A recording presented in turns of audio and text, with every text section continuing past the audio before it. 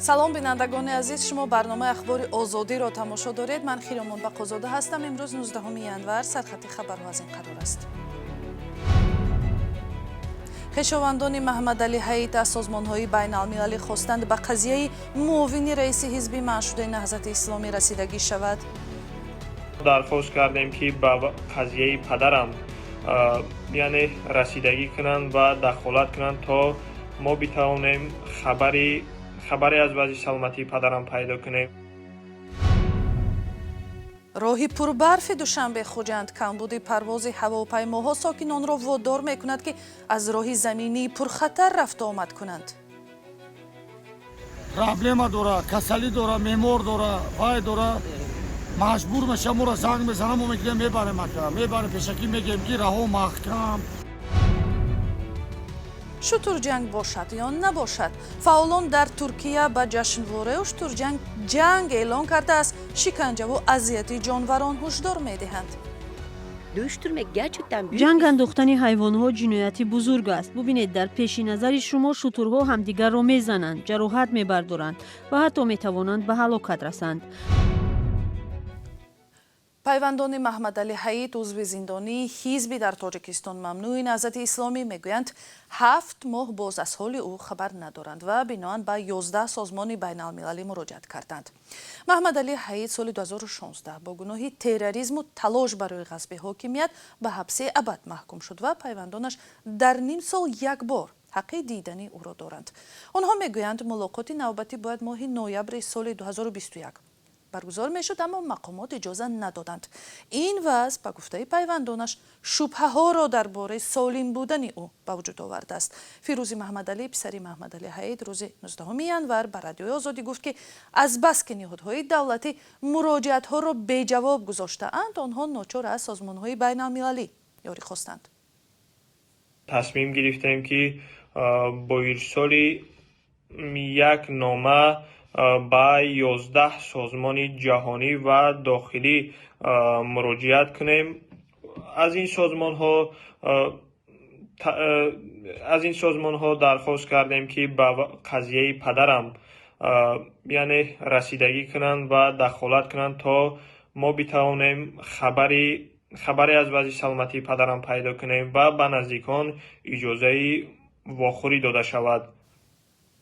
Мансурҷон Умаров, сардори сараёсати иҷрои ҷазои ҷиноӣ Вазорати адлияи Тоҷикистон, рӯзи 19 январ ба радиои Озодӣ гуфт Маҳмадалӣ Ҳаит зиндаву саломат аст ва ҳеҷ мушкиле надорад. гурӯҳи кории Созмони Милали Муттаҳид соли 2018 боздошти Ҳаитро ғайриқонунӣ дониста аз ҳукумати Тоҷикистон хост ӯро беқайду шарт ва фавран озод кунад. мақомот дар Тоҷикистон гуфтанд гуноҳи ӯ ва дигарон исбот шудааст ва онҳоро раҳо намекунанд. аз оғози имсол вазъ дар шоҳроҳи Душанбе Чаноқ ки шимоли кишварро бо пойтахт мепайвандаду аз он ҳамарӯза садҳо нафар рафту омад мекунанд, хавфнок шудааст. масъулон дар рӯзҳои аввали моҳи январ барои чанд соат роҳро бастанд, вале аз 16 январ бо сабаби барфи зиёд раво хеле мушкил шудааст ва ҳаракати нақлиёт қатъ гардид. баъзан барои чанд соат роҳро мекушоянд, вале ба гуфтаи масъулону ронандагон ҳаракат аз ин роҳ ҳамоно хатар дорад. Фарзон Муҳаммадӣ аз масири пурбарфи шимоли Тоҷикистон гузориш медиҳад. кормандони ширкати Айрес ки нигоҳбини роҳро ба дӯш доранд бо нашри чанд навор аз барфкуч ё тармаҳои калон хабар медиҳанд. ҳаҷми тӯдаи барфҳо имсол ба таври бесобиқа калон ва хатаровар номида мешавад. ҳавошиносон хабар медиҳанд ки рӯзҳои 18 то 22 январ барфу борони зиёд хоҳад омад ва кумитаи ҳолатҳои фавқулоддаи Тоҷикистон ҳам аз шаҳрвандон хоҳиш кард ки дар ин рӯзҳо безарурат ба минтақаҳои кӯҳиву ноҳияҳои назди кӯҳӣ сафар накунанд. вале бо ин вуҷуд хоҳишмандони сафар зиёданд. маҷбурем ҳамон роҳҳо чихе набошанд маҷбурем барои кори мо зарур айда мақсад ҳавопаймо чихе ресон ҳестам пресидем ресон ҳестам. дар ҳамин шароит масалан наметарсед ки роҳ барои Душанбе равед?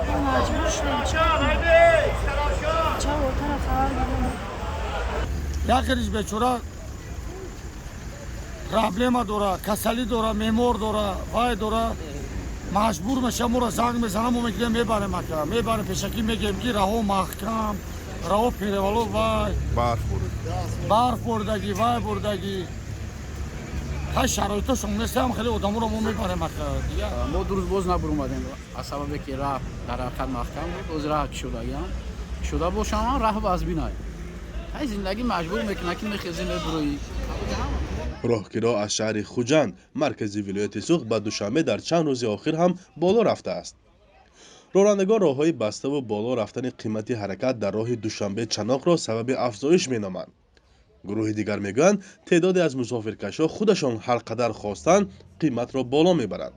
агар чанд рӯз пеш мусофирон метавонистанд бо 100 то 150 сомонӣ аз хуҷанд ба душанбе берасанд, акнун роҳгиро тақрибан 2 баробар афзудааст. яке пассажира мисол мепурса чанд сум 250 мегем қимат чунки вақте газа қимат мекунанд бензина қимат мекунанд налога мебардоранд дига чизо қимат мешавад ва ёда ҳама хаб тарозу 55 сум шуд лозим 90 сум месупурем ҳама хаб омада ами шофёр да такси да гапошон мегузарада чуата қимат мекунем бихе фикр намекунад ки мо азоб мекашем рула меқапем ду чаш да ҳавои мисол абрнок мо мерем.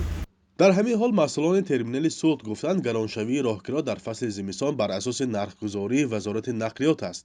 он барои ҳар километр аз 1.5 сомонӣ то 3 сомонӣ муайян шудааст. вале мусофирон мегӯянд дар баъзе маврид ронандаҳои таксӣ аз меъёри таъйинкардаи вазорати нақлиёт зиёдтар пул меситонанд. дар ин вазъ мусофирон пешниҳод мекунанд ки шумори парвози ҳавопаймои хуҷанд-душанбе бо нархи дастрас зиёд карда шавад. ҳоло рӯза як парвоз ҳаст ки ширкати Somon Air анҷом медиҳад. билетҳои он барои як ҳафтаи оянда фурӯхта шуда то 530 сомонӣ нарх дорад, дар ҳоле ки пештар ҳамагӣ то 400 сомонӣ буданд.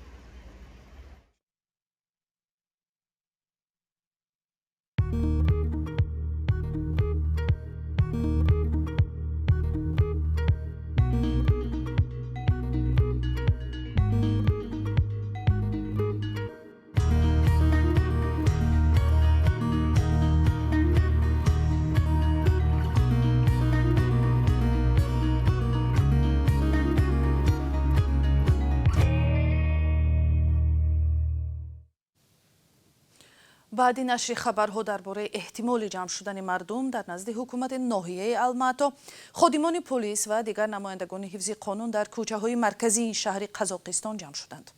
мақомот гуфтанд дар пайи ҳодисаҳои оғози моҳи январ дар кишвар 225 нафар аз ҷумла 19 ходими ҳифзи қонун кушта ва 10 000 нафар боздошт шудааст.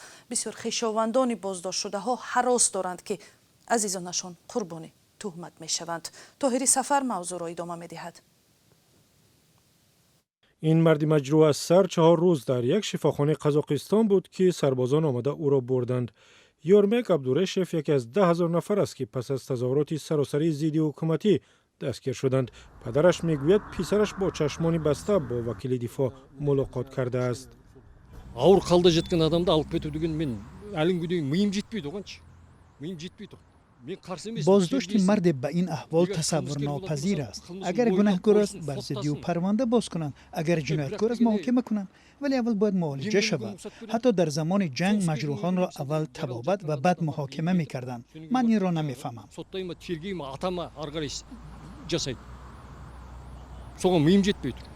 داغ‌های تظاهرات که سبب بازداشت‌های عمومی شد در الماتا، بزرگترین شهر قزاقستان، هنوز دیده می‌شوند. تظاهرات به ضد بالاروی قیمت مواد سوخت اول آسایشته بود ولی بعداً به برخورد با ماموران امنیتی کشید. گروه‌های تفتیشاتی 546 پرونده جنایی از جمله 44 پرونده تروریسم، 34 پرونده بی‌ترتیبی عمومی و 15 پرونده کشتار را بررسی می‌کنند. مقامات قزاقستان تظاهرات را کاری دست تروریستان خارجی نامیده به مقامات انتظامی امر دادند به آگاهی آنها را بکشند. حکومت روایت تروریسم و مثل آن را پیش آورده است ولی هیچ دلیلی درباره این تهدید تروریسم بین المللی نآورده است. هرچند معلوم است که کمش 200 غیر نظامی کشته شدند. آنها یگان اطلاعی درباره چرا و چگونه کشته شدن این مردم نآوردند. به اندیشه ما برای این تحقیق مستقلانه ضرور است.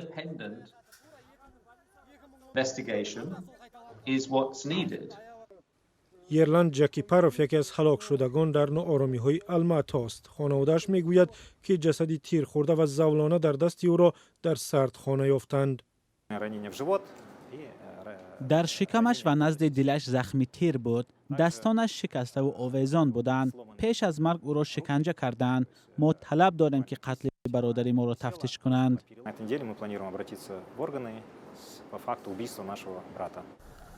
گروه از خویشاوندان نگران در نزد بازداشتگاه الماتا جمع آمدند و جویای خط و خبر درباره عزیزان بازداشت شدهشان هستند. ناآرامی‌هایی که قزاقستان را اول ماه ینور تکان داد در تاریخ 30 ساله استقلال کشور دیده نشده بود. مقامات میگویند نظم و ترتیب برقرار شد ولی برای ایده زندگی دیگر مثل پیشین نخواهد بود. راهبر سازمان جهانی تندرستی در مراجعت به ساکنان سیاره گفت که پاندمی کووید 19 هنوز تمام نشده است و نوع اومیکرون کرونا ویروس باعث افزایش حالت‌های سیرایت شوی بسیاری ها می شود. تدروس ادانوم گبریوسیس در یک اظهاراتش روز 18 ینور از برخی خصوصیت‌های اومیکرون یادآور شد و گفت مردم نباید با این اندیشه که این نوع کرونا ویروس خطری کمتر دارد و نشانه‌هایش سبکتر است خاطر جمع شوند.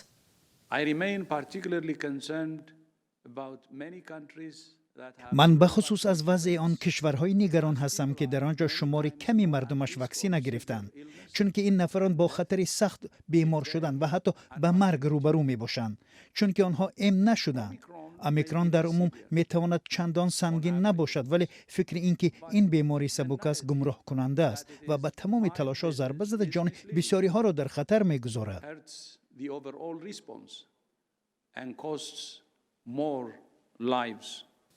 در تاجیکستان درباره وجود نوع اومیکرون اطلاعی در دست نیست ولی به شکایت بسیاری ها در هفته‌های اخیر حالت‌های گرفتاری به سرایت مانند به کرونا ویروس زیاد می شود و بعضی ها تخمین می کنند که احتمالاً این همان نوع اومیکرون می باشد. در ترکیه هر سال مسابقه یا جشنواره شترجنگ برگزار می شود. در این مسابقه بهترین اشترها را روبروی هم می گذارند و هزارها نفر جنگ میان دو کوهندار را تماشا می کنند. برای بسیاری ها این صحنه ها شوق‌آور هستند ولی حامیان حقوق جانوران می گویند عیناً مثل خروس و سگجند این کار شکنجه جانوران می باشد و باید از بین برده شود. همکارم شهلای گلخواجه درباره این جشنواره ترکی قصه می کند. هر سال هزارها نفر برای تماشای جشنواره عنعنوی شترجنگ در غرب ترکیه جمع می شوند. اما حامیان حقوق حیوانات میگویند در این چاره‌بینی حقوق شترها پایمال می شود و آنها جراحت می بردارند. روز یک شنبه 152 شتر برای شرکت در جشنواره 40 شترجنگ در منطقه سلجوق ولایت ازمیر ترکیه انتقال داده شدند. شترها در نزد هزارها بیننده در میدان خاکی روبروی هم قرار می گیرند. محاربه شترها را داوران و هیئت ناظران مراقبت نموده تلاش می ورزند که از جراحت شترهای جنگی جلوگیری به عمل آید. شترها با دهان بسته نمی توانند یکدیگر را گزند و به هم علت رسانند. بر علاوه در میدان محاربه 22 نفر با ریسمان‌ها به حرکت‌های ناجای شترها امکان نمی‌دهند. ضرور شد آنها با اشاره داوران شترها را از هم دور می‌کنند. در این محاربه پاشکنی و گزیدنی همدیگری شترها جای ندارد. نجیب کوتورا که سالهای زیاد به تماشای این جشنواره می‌آید اصرار می‌ورزد که این عنعنه است که با مهر و محبت عنعنه ملی کار دارد، نه خشونت و اذیت حیوان‌ها. این یک چاره‌بینی سرشار از مهر است. این جنگ نیست. این یک مسابقه مثل گشتینگیری انسان‌ها میباشد. ولی حامی حقوق حیوانات گلگون حمایتچوغلو بر این نظر است که شترجنگ چیز بیش از جنایت نیست. جنگ انداختن حیوان‌ها جنایتی بزرگ است. ببینید در پیش نظر شما شترها همدیگر را میزنند، جراحت میبردارند و حتی میتوانند به هلاکت رسند. مردم از آن حلاوت میبرند و شاید فایده مالی هم بگیرند. اما این نگرانی حامی حقوق حیوانات به هزارها بینندگان جشنواره شترجنگ تأثیر ندارد. آنها در تپه‌های گرد و اطراف میدان شترجنگ خان آراسته همزمان با تناول کباب و غذاهای بالذت محاربه شترها را پیگیری می‌کنند.